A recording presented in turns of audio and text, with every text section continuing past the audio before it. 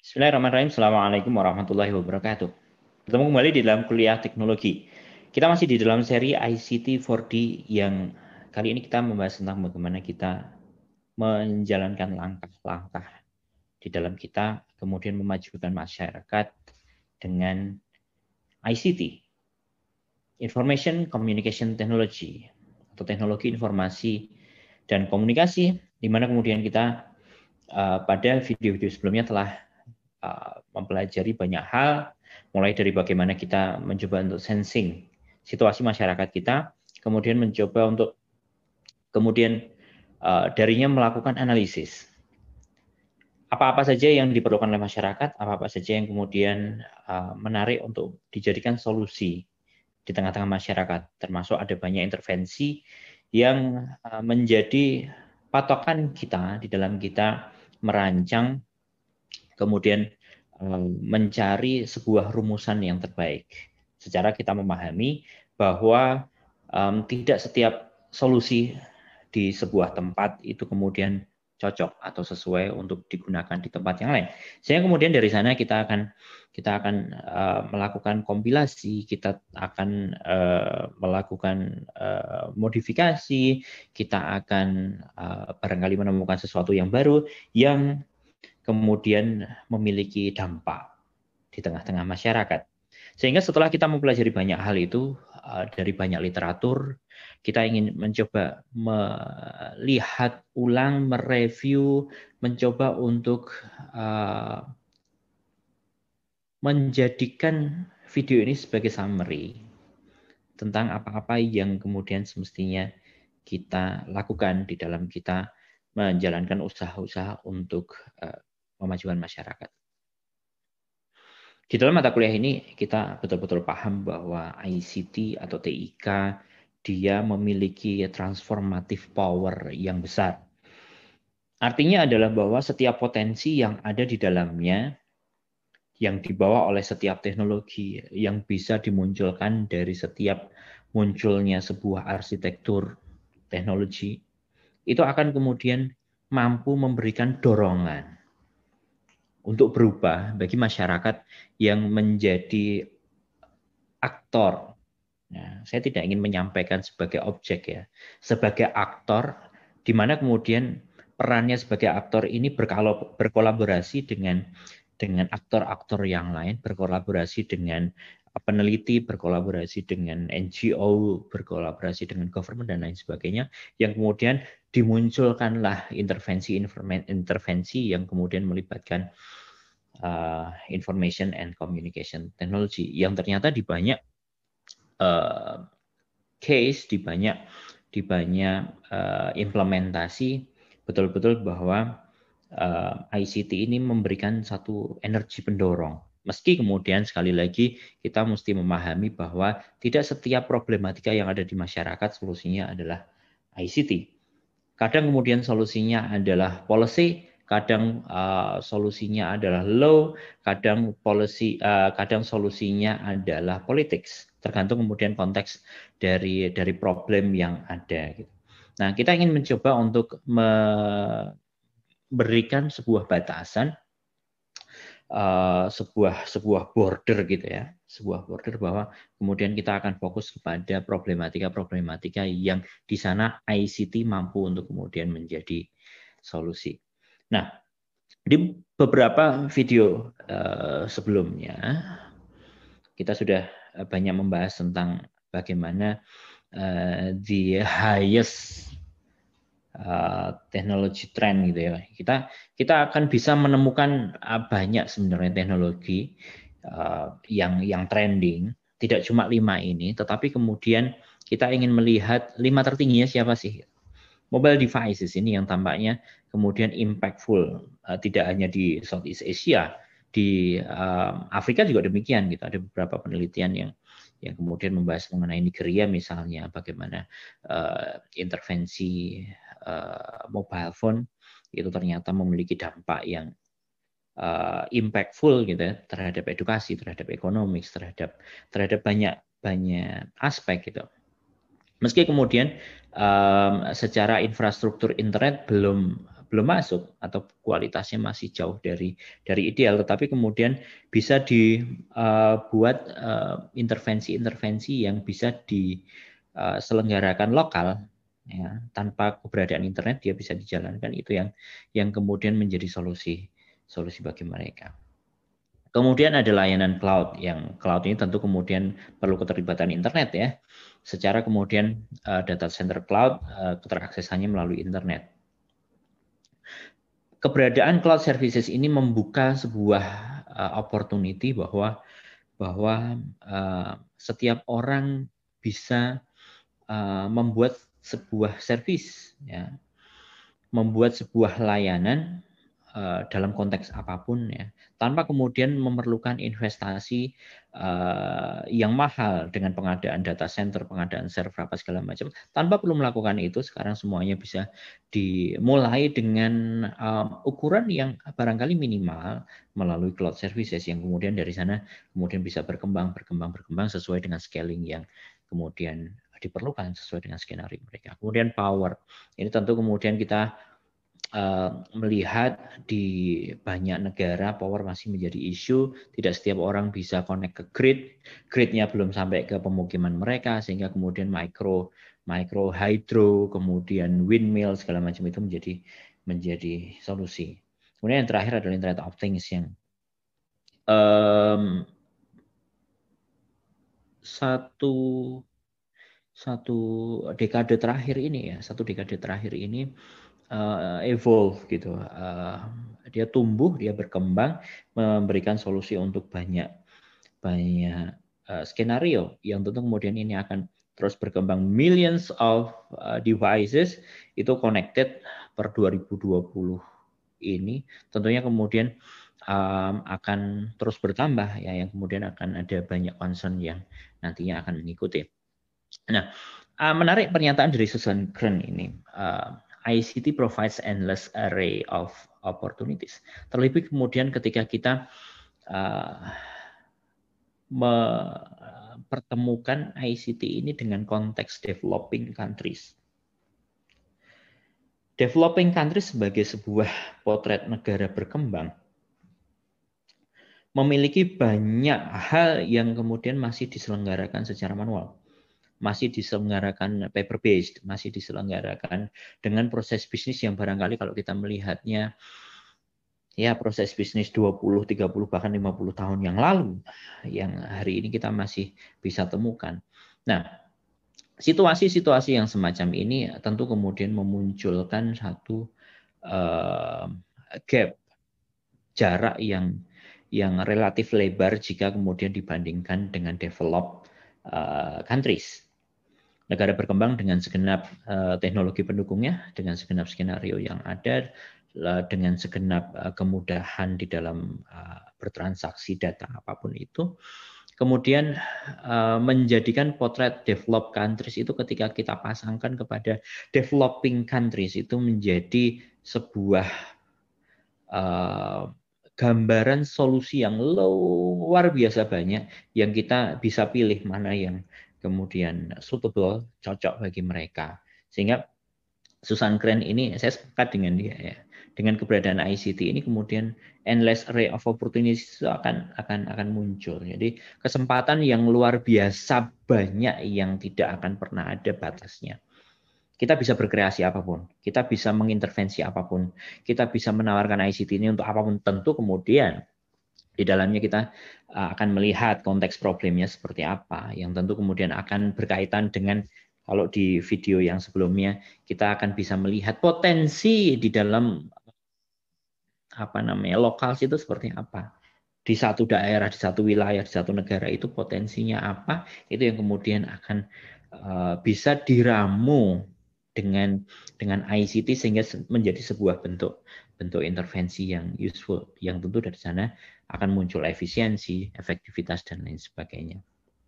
Nah, dengan keberadaan potensi-potensi teknologi tadi, kemudian masyarakat menjadi lebih terbuka exposure terhadap dunia luar menjadi muncul, yang tadinya kemudian kita akan bisa melihat sebuah masyarakat di puncak gunung, barangkali seminggu sekali atau sebulan sekali baru orang luar ada yang masuk dan lain sebagainya, sehingga banyak informasi dari sana relatif kemudian tidak didengar dari luar, atau informasi dari luar tidak bisa masuk ke sana karena keterbatasan informan, keterbatasan teknologi, keterbatasan aliran informasi. Yang dengan kemudian adanya ICT, dengan dukungan power, dengan dukungan apa misalnya satelit dan lain sebagainya, kemudian di ujung-ujung daerah tadi kemudian muncullah connectivity, intercommunication yang kemudian menjadikan masyarakat itu tidak lagi isolated. Ini yang kemudian so unique ya. Artinya kemudian keberadaan ICT ini membuka cakrawala lebih lebar bagi setiap orang, setiap masyarakat itu akan kemudian memiliki opportunity yang sama untuk getting information, yang kemudian dari sana mereka akan bisa memiliki pilihan yang lebih banyak ya tentang bagaimana mereka nantinya akan menjalani kehidupan mereka. Yang dari sana impact tentu akan banyak. Kita akan bisa melihat bagaimana keterbukaan informasi, akses bagi mereka itu kemudian memunculkan satu kesempatan bagi mereka untuk mendapatkan sesuatu yang baru. Bisa dalam perspektif mata pencaharian, kemudian mereka akan mendapatkan kesempatan untuk bisa bekerja dengan kualitas yang lebih baik. Produk-produk yang mereka miliki itu kemudian akan bisa dipasarkan dengan lebih baik.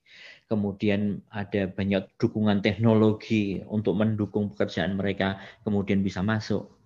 Yang dari sini masyarakat akan berkembang. Secara knowledge dia akan pelan tapi pasti akan berkembang. Kemudian dari sana mereka akan menjadi para pembelajar baru, menjadi orang-orang yang kemudian mendapatkan sebuah perspektif yang barangkali bisa digunakan untuk refining perspektif mereka yang lama. Bukan berarti kemudian perspektif yang baru selalu lebih baik daripada apa yang menjadi local genius di sana. Belum tentu juga. Yang artinya antara something new dengan local genius yang sudah ada di sana, ini menjadi sesuatu yang mereka sekali lagi memiliki pilihan untuk kemudian menentukan mana yang mereka akan adopsi di dalam kehidupan mereka. Access to digital services, apapun itu, kemudian menjadi terbuka bagi mereka. Layanan keuangan misalnya, layanan perbankan, layanan kesehatan, layanan konsultasi, layanan pendidikan, layanan segala macam, you name it. Anda bisa menyebutkan semuanya. Yang kemudian menjadi possible bagi mereka untuk mengakses. Dengan segenap keterbatasan tentunya. Ada banyak strategi yang bisa diaddress, yang bisa digunakan untuk addressing such kind of issues gitu. Yang bisa kemudian kalau misalnya koneksi hanya pada hari-hari tertentu, bisa dibuat mekanisme bahwa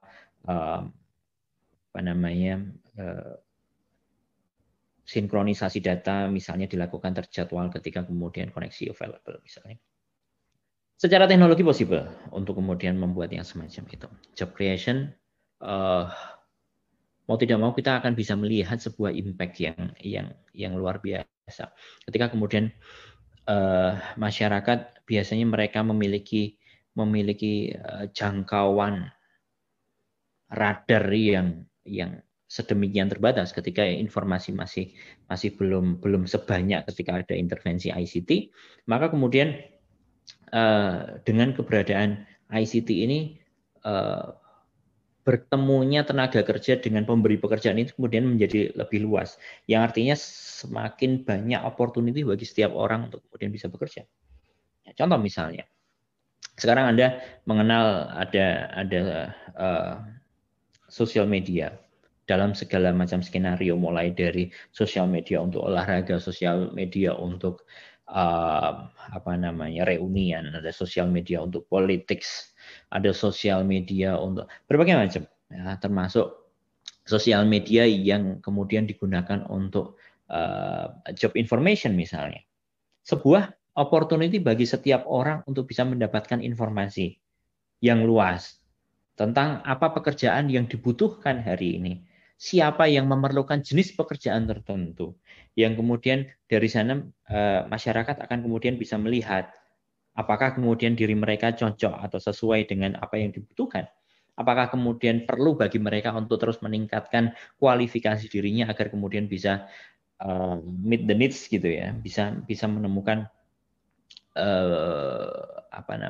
bisa cocok dengan apa yang diperlukan hari ini. Job creation kemudian menjadi lebih dinamis. Para pemberi kerja lebih mudah di dalam kemudian menemukan orang-orang yang berkualitas. Pasang sebuah iklan misalnya di dalam job portal, kemudian nantinya dimunculkan prasyarat-prasyarat tertentu di saat yang sama, kemudian melihat bagaimana portofolio orang-orang yang potensial untuk direkrut dan lain sebagainya gitu.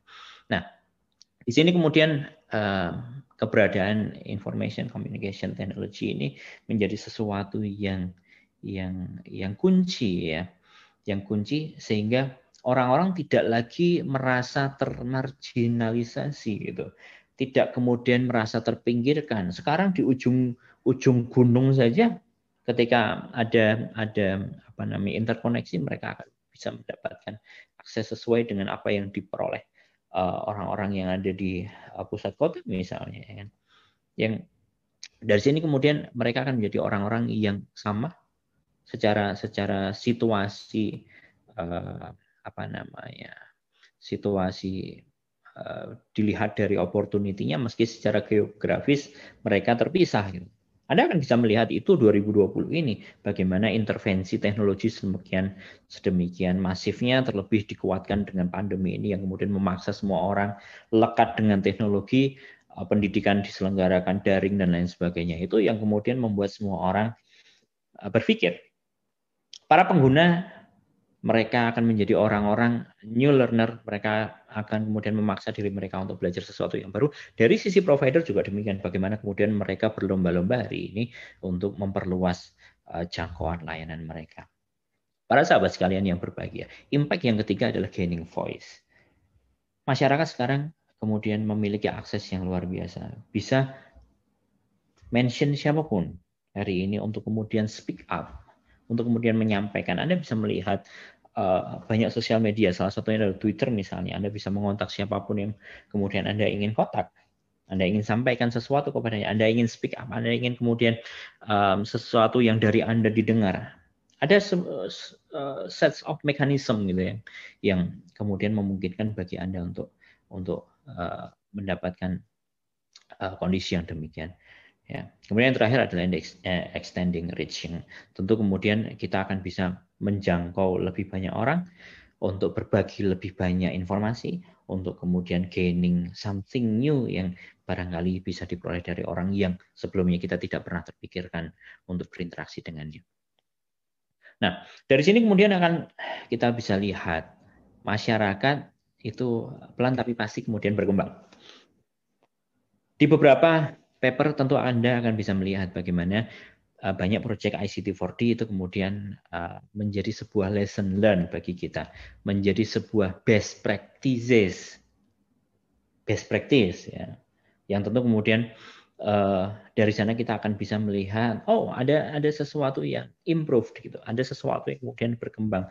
Satu misalnya efisiensi di dalam pemberian layanan yang kemudian berkembang. Layanan apapun itu, mau layanan kesehatan, mau layanan misalnya pendidikan misalnya, mau layanan segala macam. Anda bisa menyebutkan semuanya.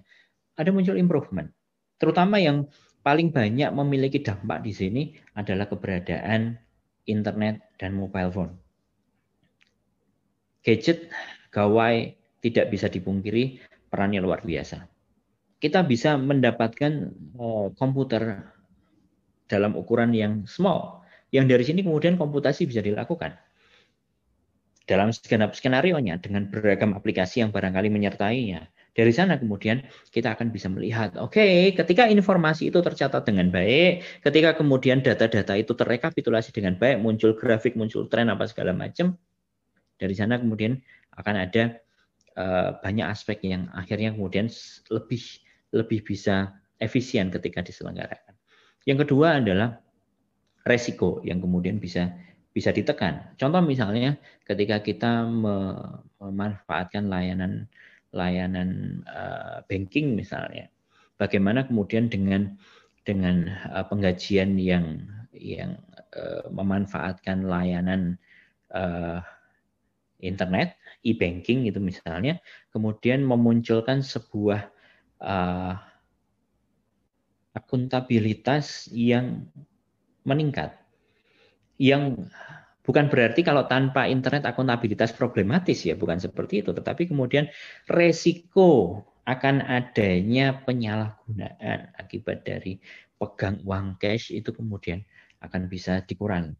Yang tentu kemudian kita akan bisa berdebat apakah berkurangnya banyak atau sedikit ya, apakah signifikan atau tidak signifikan. Tentu kemudian di sini kita akan bisa melihat dari tren yang ada, resiko itu kemudian menurun. Bukan berarti kemudian ketika kita memanfaatkan teknologi menjadi tidak ada resikonya. Tetap di sana akan ada resiko, tetapi kemudian kita akan bisa memandang itu, melihat sesuatu yang awalnya menjadi problem yang luar biasa, kemudian sekarang mulai berkurang. Ya. Kemudian improve outcome. Bagaimana dampak? Ya, dampak sebuah layanan kepada masyarakat itu tentu kemudian kita akan bisa melihat dia meningkat, apapun itu. Ya, dengan pencatatan misalnya di dalam medis, ya, pencatatan rekam medis, status pasien dan segala macam gitu ya. Dengan digitalisasi, tidak perlu menggunakan map lagi, semuanya ditulis di mobile phone misalnya, semuanya ditulis di komputer dokter misalnya. Informasi akan teralirkan dengan cepat. Sekarang kalau Anda ke laboratorium atau Anda ke unit radiologi itu misalnya di rumah sakit, Anda tidak perlu kemudian membawa rekam medis Anda kemana-mana. Tidak seperti 10-15 tahun yang lalu. Sekarang tinggal kemudian dengan kartu atau kertas yang Anda pegang yang ada nomor urutnya itu, kemudian Anda akan bisa gunakan dia sebagai kunci untuk masuk ke banyak layanan. Tinggal nanti petugas di layanan yang kita tuju tinggal kemudian melakukan verifikasi apakah request itu valid masuk ke unit mereka ataukah tidak. Sehingga dari sini akan lebih banyak orang bisa dilayani dengan cepat karena data akan bisa dicari secara digital, akan bisa diverifikasi dengan mudah, akan kemudian bisa divalidasi apakah informasi yang terjadi di situ valid ataukah tidak. Dari sana kemudian decision making akan lebih mudah. Apakah ini perlu ada intervensi lebih lanjut ataukah kemudian ini sudah selesai, apakah kemudian ini ada satu tren yang berbahaya dan lain sebagainya, itu kemudian decision making akan improve, akan kemudian muncul dan berbasis data ini yang hari ini kita perlukan, yang darinya kemudian kita akan bisa melihat ketika data itu cukup, decision making akan berbasis data yang kemudian artinya nantinya decision itu akan memiliki impact sesuai dengan apa yang didesain, yang tentu di dalam sebuah skenario besar kita kemudian akan nantinya bisa mengembangkan layanan dengan lebih kuat, lebih kokoh, lebih besar dan jangkauannya lebih luas. Yang tentu diperlukan sebuah strategi dan partnership antara satu aktor dengan aktor yang lain. Kita pernah membahas tentang pentahelix misalnya. Kita pernah membahas tentang triple helix misalnya. Kita pernah membahas bagaimana setiap peran ya dijalankan oleh aktor. Kita memahami setiap aktor dia akan menjalankan peran-peran tertentu. Yang tentu kemudian dengan adanya kolaborasi antar satu aktor dan aktor yang lain itu akan kemudian nantinya memiliki impact yang luar biasa terhadap society. Yang tentu dari sana kita akan bisa melihat problem akan semakin berkurang, masyarakat akan semakin meningkat, kecerdasan akan semakin meningkat, ekonomi semakin kuat, dan lain sebagainya, yang dari sana kita akan melihat masyarakat sebuah potret yang kemudian menjadi lebih kokoh. Semoga bermanfaat. Assalamualaikum warahmatullahi wabarakatuh.